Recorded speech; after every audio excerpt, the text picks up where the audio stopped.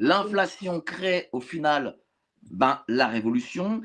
Est-ce que tu penses que dans les années à venir, on peut, avoir, quelque chose de semblable?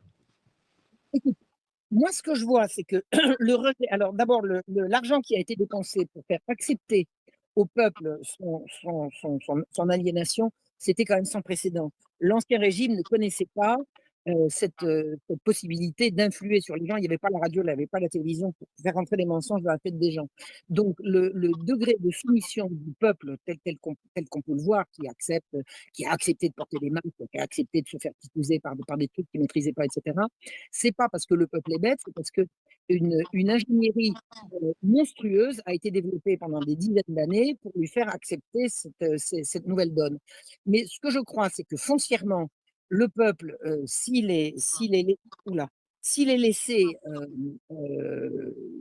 s'il est en possession de la vérité, des bonnes données, il peut réagir aussi sainement que réagissaient nos aïeux. Nos aïeux, s'ils ont été vaincus, c'est parce que ça a été par la violence et par le meurtre de masse. Ça a été par le meurtre de masse.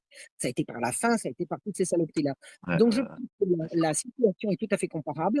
Le monde dans lequel nous vivons, c'est le monde dont nous avons accouché par la révolution, qui s'est faite par le mensonge, par tout ce que j'ai raconté. Donc le monde dans lequel nous vivons, c'est le même, c'est le même.